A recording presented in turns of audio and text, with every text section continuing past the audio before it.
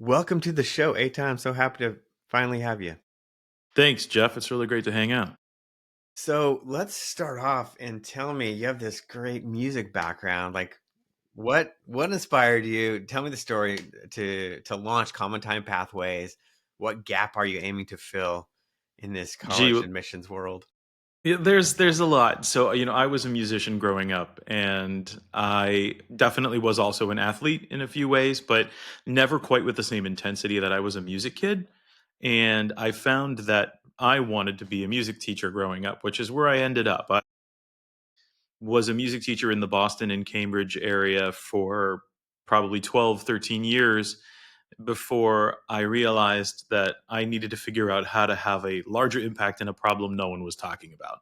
Because everybody's talking about K-12 education and what are the problems there. And then everyone talks about a college education and why it's important there. But from a musical lens, it seemed to me like no one was talking to my kids about why it was important to go to college and stay musical. And it's not that the music teachers out there aren't screaming into the void. Everyone's saying, don't stop playing when you go to college. But there's no usually economic reason that is espoused to them that they should do so. And so it became a problem that I had to face when I got called out by a student of mine who said to me, "Hey, Mr. Wurman, I played the French horn for 7 years like you told me. How do I get that scholarship you said I would get when I was back in sixth grade?" And I just went, "Gee, I don't know." Easier Put it said on than your call. done. Tell them to just go get a scholarship. I don't know, like, go, just you figure it out. And I felt like I was a fraud in that moment, and I figured there's got to be a way to do this. And the athletes have such easy and accessible ways to get help with regards to college recruiting and application and admission, preferential admission, which is really something that doesn't exist very much for musicians. But that's actually what I thought, and it turns out it's a myth. Music scholarships actually exist in higher volume and in higher numbers than athletic scholarships, which is a shocking thing to find out. Did not know that. Well, that's the thing, is that the NCAA restricts the way in which scholarships and the amounts of scholarships that are allowed to be given to D1 and D2 schools, which is still huge. I mean, last year, $3 billion were handed out to D1 and D2 athletes. But performing arts scholarships are estimated to have topped $5 billion because they can engage third parties, they can engage foundation giving, they can have access to institutional funds that are completely from different pools of money that's not associated with the athletics department and regulated by the NCAA.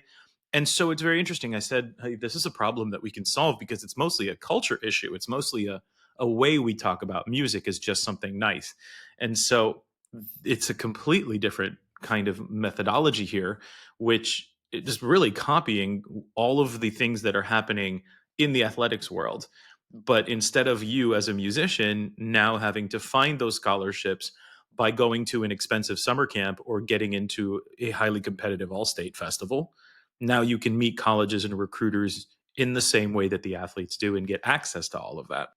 Can you talk a little bit more about the misconceptions about music students or programs that you're trying to change? Yeah. I mean, this is a cultural I love issue. the This athletic is one. That's a great, it this is clicks the in my mind. it clicks in a lot of people's mind. I mean, I have a 3.5-year-old son, and he signed up for mini kickers soccer, right? And when he did that, I mean, it's adorable. They're practically falling over the soccer ball as much as they're actively kicking it. And we signed up for the app to contact the families and the coach about rain delays and cancellations and field assignments and things like that. And the very first push notification we got on that athletics community group app was NCSA, want to play sports in college? Click here to sign up now. And I'm thinking to myself, my kid's 3.5. You guys are 17 years in advance. But I took a screenshot and I sent it to my team and I said, guys, we have to start earlier.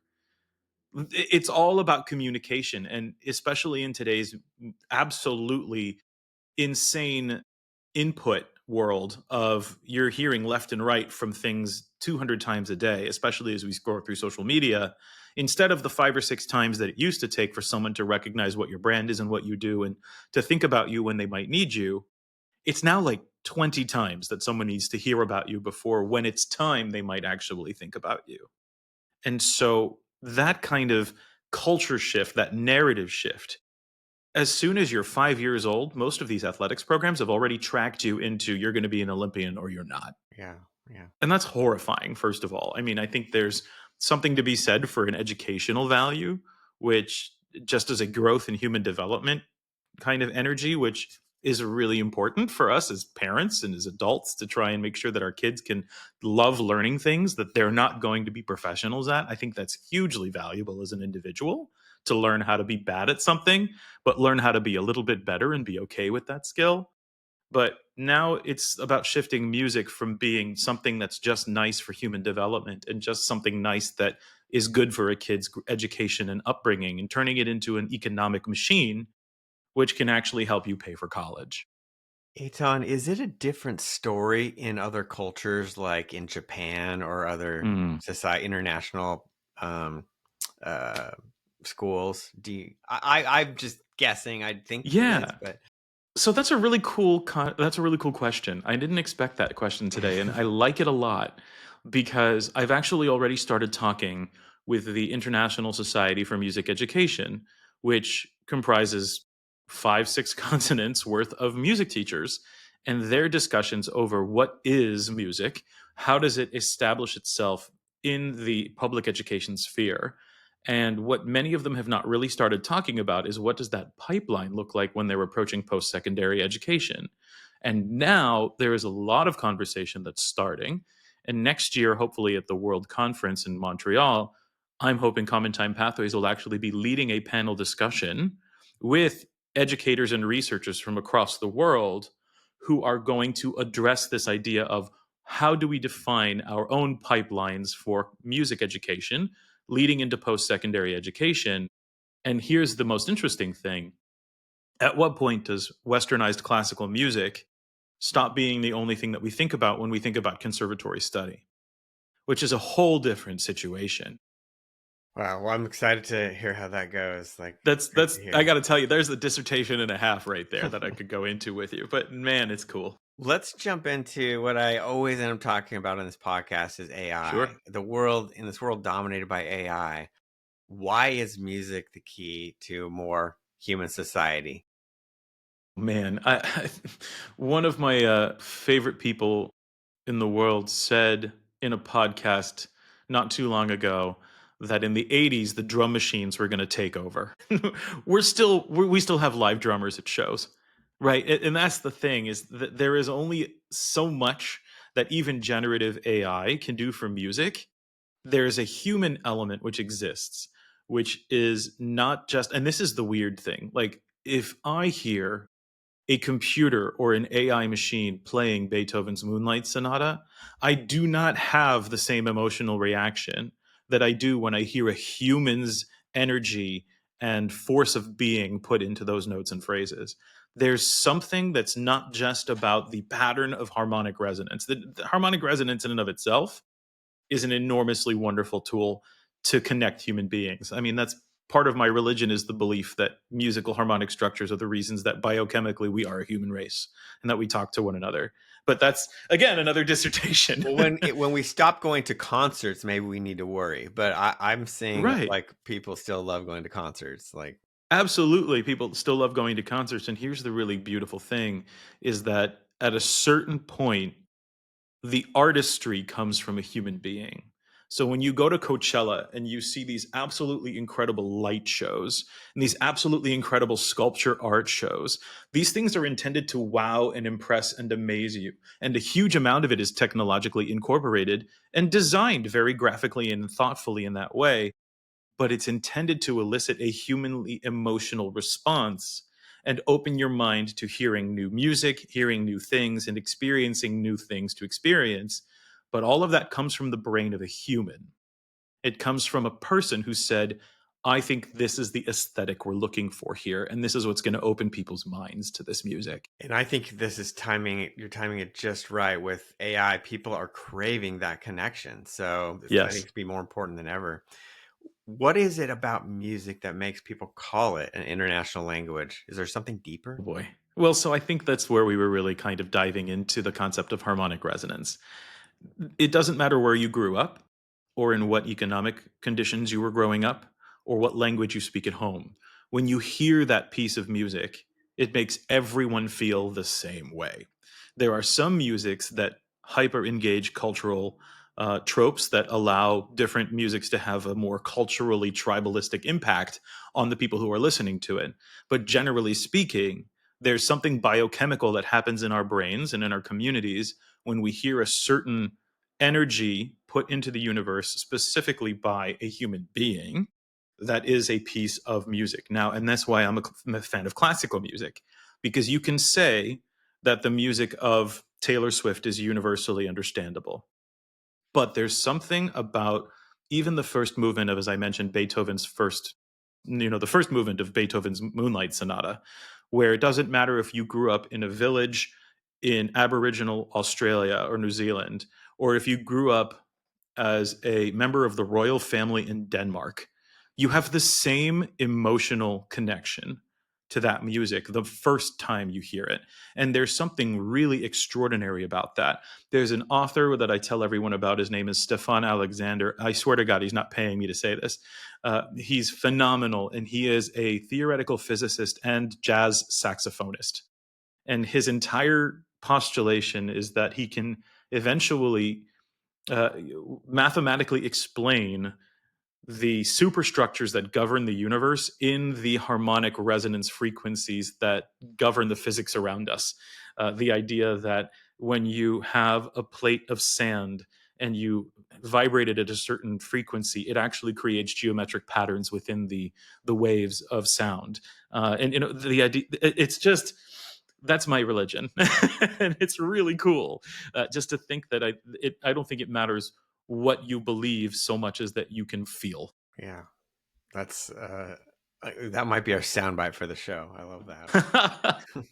Well, let's get to reality here. Like, Yeah, it's let's so bring it hard down. to be a professional musician. Why would anyone want to be a professional musician? Isn't it nearly impossible? That's also a huge myth, right? And that's the interesting thing is there's 10,000 hours of mastery, right? We've all learned that, we've all heard that as adults. We've heard if you spend 10,000 hours doing anything, you are going to be a master at it. And here's the really beautiful thing. College is a place where you get to cut your teeth. If you're going to be a med student, you spend your 10,000 hours, probably 15 or 20,000 hours over several years, cutting your teeth and becoming a master at something. The same thing happens when you're an economist. The same thing happens when you're a lawyer. The same thing happens when you're a teacher. I mean, I was a public school music teacher. I'll tell you, the first 5 years I was a teacher, I was not a master at my craft. It took 5 years for me to understand what it was to be a really good teacher. And at that point, I wish I could have apologized to the first class of students I ever had. If only I had known the things that I known after 10,000 hours of teaching.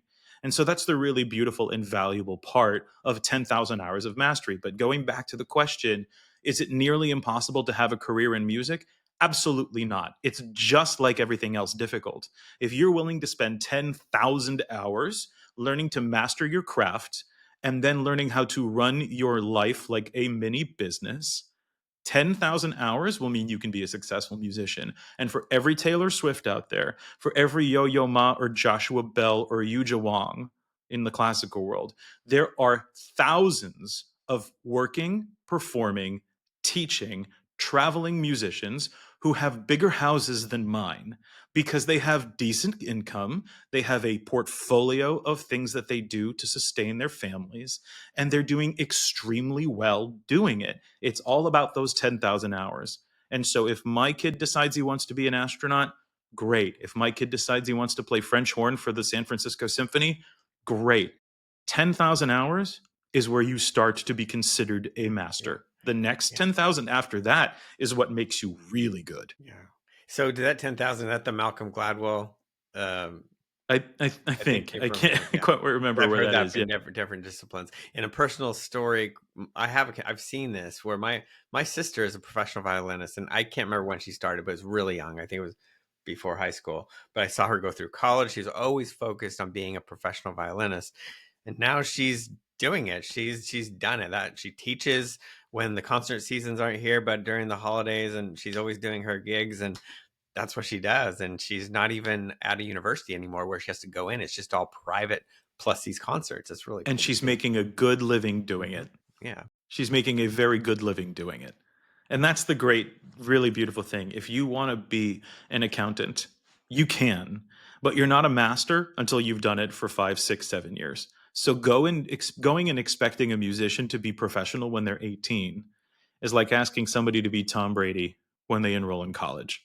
And the idea that you're not good enough as a high school student to go to Juilliard is like saying you shouldn't be a professional athlete because you can't get in at first string to be quarterback in Notre Dame. That's not the way it So is. why is it that athletic recruiting is the most prevalent form of recruiting for college? And how do we change that? Is it budget? Is that I it? don't think we need to change necessarily that athletics is a very strong a recruiting and preferential admission system. I think it's wonderful. Art and music and athletics are the way that we identify culturally as who we are. Classical music, I believe, has a deeper and wider connection internationally and amongst different cultures, but our music and our culture and our sports, very much part of that culture, are what define us as who we are as our community, as our tribalistic sense of self. We compare ourselves to other countries through our art. We compare ourselves to other countries through our sport. Need I prove myself if the Olympics even exists? The idea is that all of this, all of these cultural things, these things that tie us together and give us a sense of self, belonging, and worth are things that colleges need to be focusing on for recruitment purposes and student cultural life as they go through. Because everyone talks about college burnout, everyone talks about increasing dropout rates amongst college students, and everyone thinks that it's a mental health issue, and it absolutely is. But instead of trying to support with mental health supports how to not burn out, by the time they need that service, there's already a problem. The students who came back right after COVID were musicians. They were the ones who felt that the community that they were a part of, their ensemble, was a way that they identified as who they are themselves. And so when the universities opened back up, the marching bands came back, the orchestras came back, and the choirs came back faster and in greater numbers than anyone else because they could identify as themselves again, and they could then associate that identification with a strong, specific, and positive experience at their university. Right, right. Well, that's powerful. They, these are just observations. Yeah. That's the thing. But I It's didn't like powerful you're to pointing realize things out that. I've never really thought about. And I'm glad, I, and that's the point of these conversations, and my 10,000 hours of talking about this has given me the ability to boil it down. well, how are current college and career counseling practices failing to identify our kids' strengths?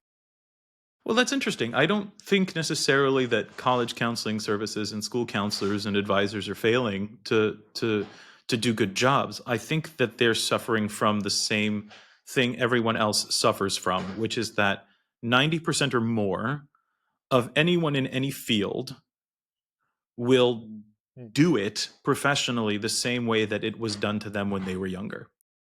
So 90% of teachers will teach exactly the same way that they were taught in elementary, middle, and high school, unless some very traumatic or dramatic event occurs to convince them that there is a much better way. And so with school counselors, many of them were not musical individuals, at least not semi seriously at all. And many of them received athletic scholarships or knew people who received athletic scholarships when they were in middle and high school. And so their first inclination when a high school freshman comes up and says, "I'm on the basketball team," the school counselor says, "Great. Hey, here are these 5 websites where you might want to put up your stuff so that you might get recruited and a scout might come find you and you could get a scholarship to go to college and set yourself up for success." That same freshman comes into the counselor's office and says, "I play the cello." And that school counselor says, "Oh, that's nice." And they have no idea how to help. So it's not as if they're failing to support their students. They're doing a dozen other things that are extraordinarily valuable and important for that child. But the fact that they have no tool and the fact that they have no personal experience in music and art admissions and recruiting means that they are less weaponized to help in that way. They don't have the toolbox on their desk, in their pocket, ready to go. Well, let's get into that now, the tool. Sure. So we've talked about the bigger picture here. I love how we've kind of laid it out, and you're right in the middle of uh, this scenario. What does, let's say I'm a French, I play the French horn. I live in the middle of Iowa in this little school. Nobody really knows how great I am. Maybe my music teacher does. This diamond in the rough. How do you Mm, find this person? Tell us how Common Time Pathways works to connect those people, those kids to mm. colleges. And it's not just those kids, it's their parents. Because here's the beautiful thing, you're saying, I'm a diamond in the rough. I'm a great French horn player. I kind of know it. My music teacher knows it, but no one else knows it. The most important thing to remember is that in most cases, those families are not entirely musical. So your father, like mine, may have said, "You're not going to go study music. Are you crazy? You're going to go be an engineer." And that's an enormously powerful message that they send in the family home. And so I think this platform, Common Time Pathways, was designed for several purposes. But one of them was to create a viable pathway towards preferential admission and scholarships for musicians, a way for music teachers to give a tool, a way for school counselors to give a tool to that kid and that kid's family to be able to figure out that there are $5 billion in scholarships available to the right artist in the right circumstances with the right connections. And here's the issue is everyone thinks, oh, if you're good enough, you'll get a scholarship. That's a lie. Everyone's good enough to get a scholarship.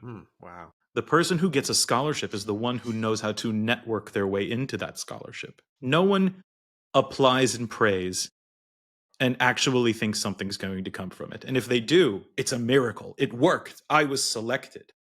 That's a distinction between athletics, right?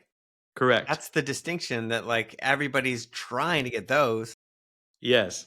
But no one's networking.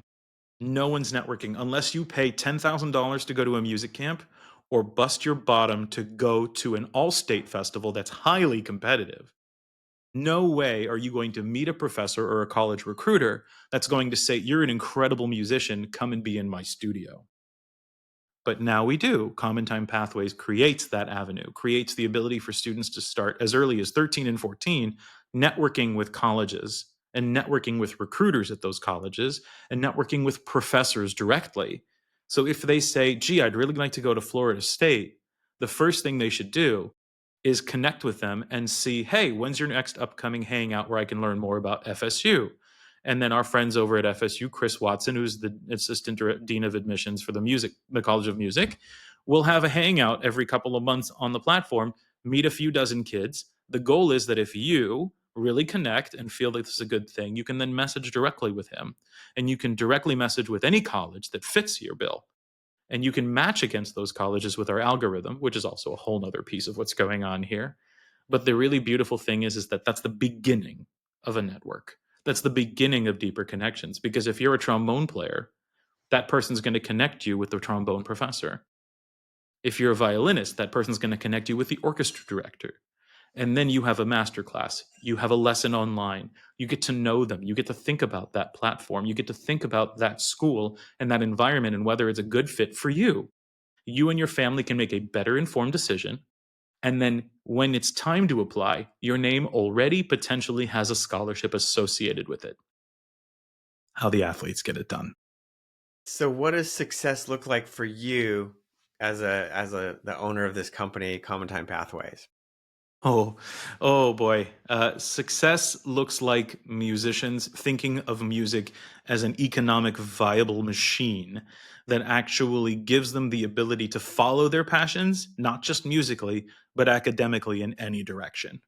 The idea that a musician is a higher value student recruit than another because they understand that their passion, their identity, and the way that they perform is going to lead them to success, whether it's in music or in something else entirely. That's the really cool thing is that you don't have to be a music major to get a scholarship. The football player doesn't study football. Everyone, it is a thing. Interesting soundbite here for you. The real vision and the real mission, the real success point is that there are more musicians than ever retaining music as a part of their identity once they leave the house. Once they leave your house. There's so much to be said for being a musician when you are independently identifying yourself as a young adult, when you're 18, 19, 20, in those extraordinarily formative years. When you're a new, free, emancipated adult, do you make the choice to continue music? That is an enormously valuable moment. And I'd rather that instead of 50 or 60,000 students every year choosing that path, that musical journey, I'd rather it was five or 600,000 just in the US. Yeah, I mean that would still pale in comparison to athletics, right?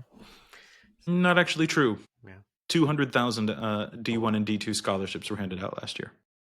It's only 200,000, but the marketing is extraordinary.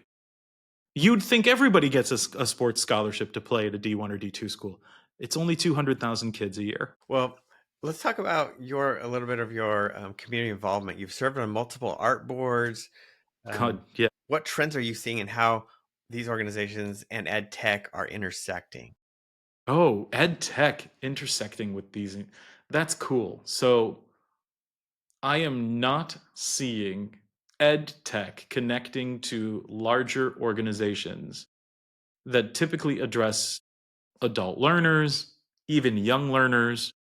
Even in the K-12 environment, there have been enormous, kind of upgrades and improvements over the last couple of decades just in classroom technology that allows music education to function.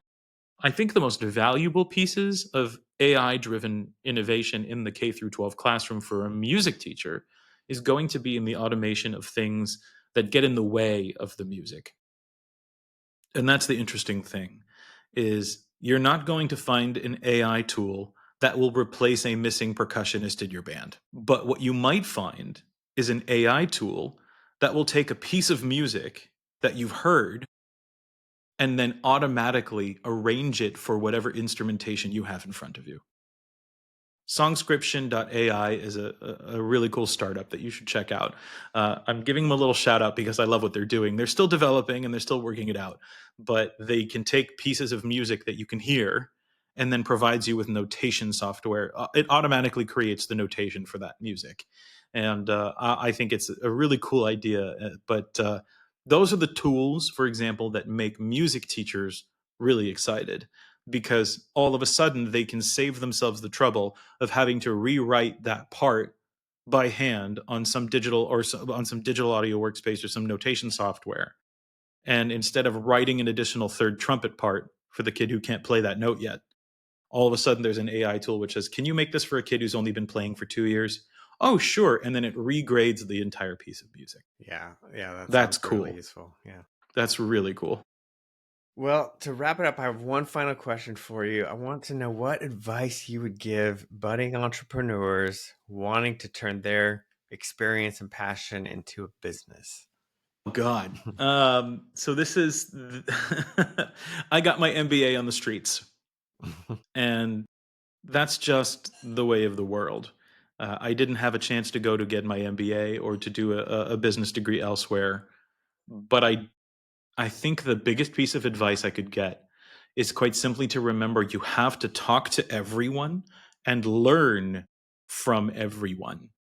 You have to communicate with, and when I say everyone, I mean you will reach out to your third grade teacher.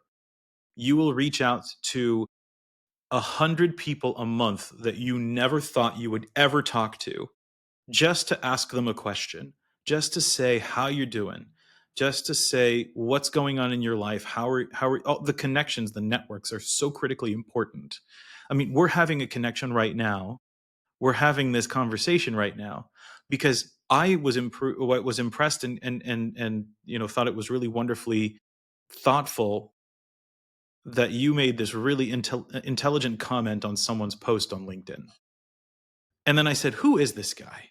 And all I did was click on your profile and then send you a message. I mean, how many times a week do you think, "Oh, I should reach out to that person," and then don't do it? And I'm guilty of that too. Everyone is. That's great But advice because when you're starting a business, I've been there with you, is like that forces you to do that. Yeah, you know. you have to. Every time I think of someone now, I've had to train myself to send them a text or an email. Hey, just thought about you. What's going on with this? A one sentence, two sentence email is so easy. A text message is so easy. And a note to somebody you've never met before. Those things are little pieces of gold that you can keep putting in your pocket. Love it. Thank you, Eitan. It was really fun having you on the show. This was super cool. I'm really glad that EdTech Connect is doing what it's doing. I think there's in this insanity, there's this world of products out there that are all super cool and super useful. And just the way that I think you called it your periodic table. Well, It's thank cool. you. And you are the first music focused guest I've had and even talked to. So I'm that's why I'm so excited to get this out there, is trying to Yeah. cover the breadth of this educational software space is daunting but fun, you know. Super cool. Yeah. And have everyone check out ctpathways.com. It's even if you yourself are not a musician, there's someone in your life who could use Yeah, a scholarship. will do. Thank you, Eitan. Take it easy. Thanks so much.